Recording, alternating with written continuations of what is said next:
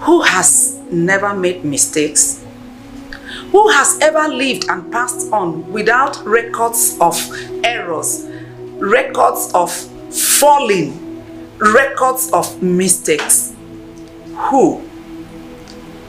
You can ask somebody next to you now, even as you're listening, and you will be marveled at the rate, if the person can open up, at the rate he has erred in life. Mistake is part of life. It's not that I am advocating that.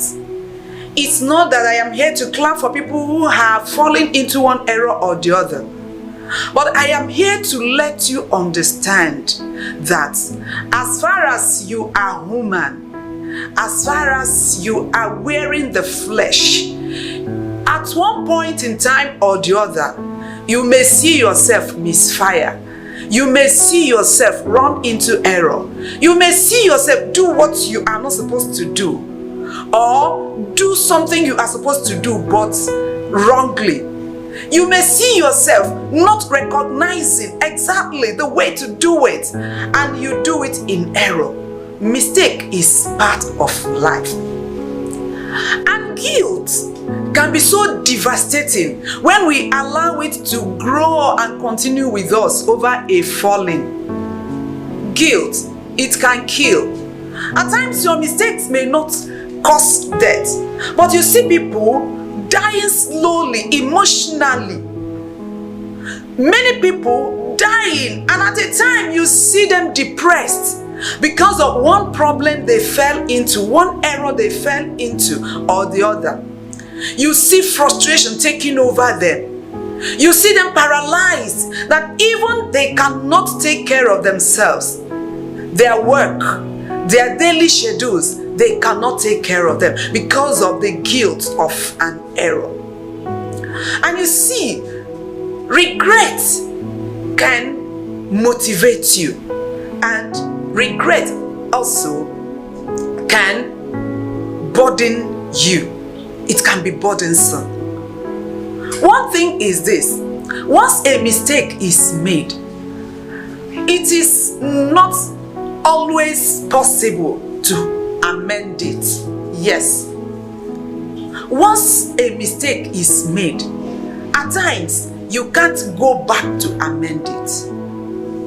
Let me not go into details here, but you can turn your regrets, your doubts into possibilities again. How do you do it?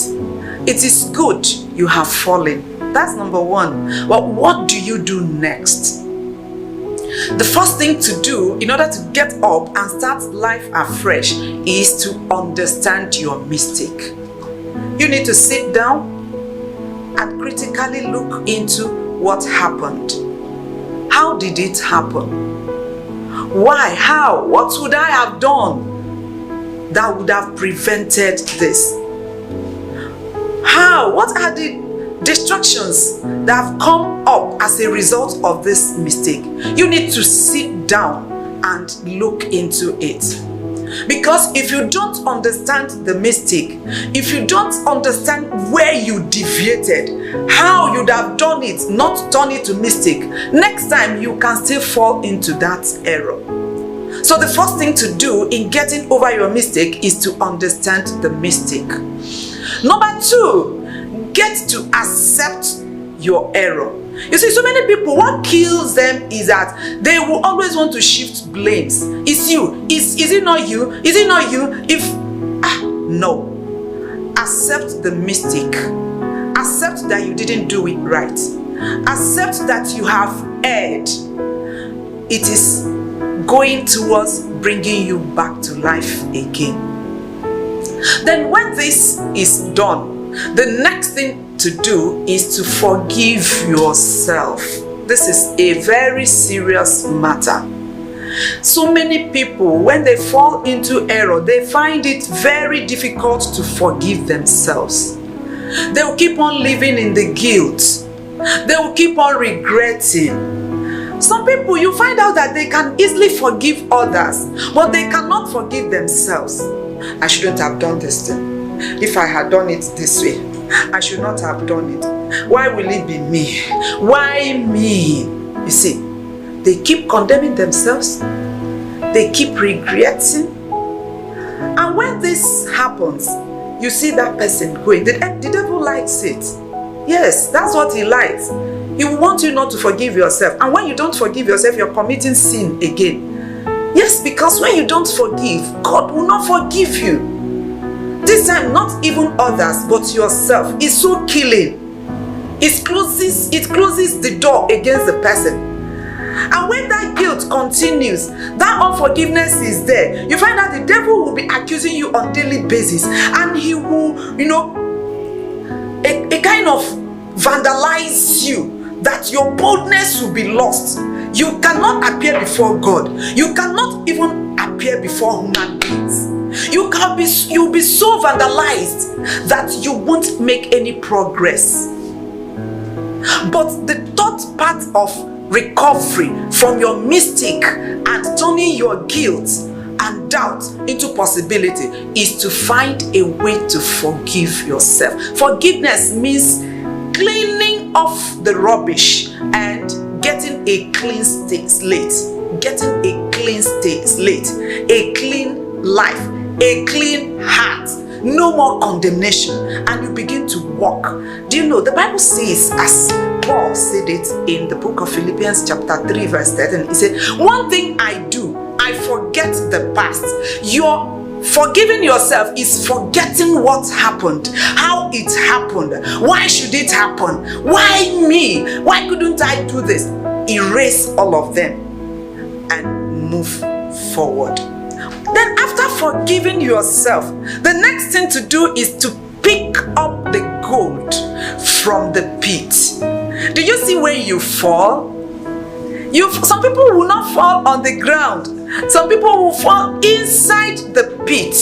And any mistake is falling inside the pit, into the pit. And there is always a gold at every falling. You may not understand. And what is that gold? There is a reason, something you should have done in order not to be a mistake.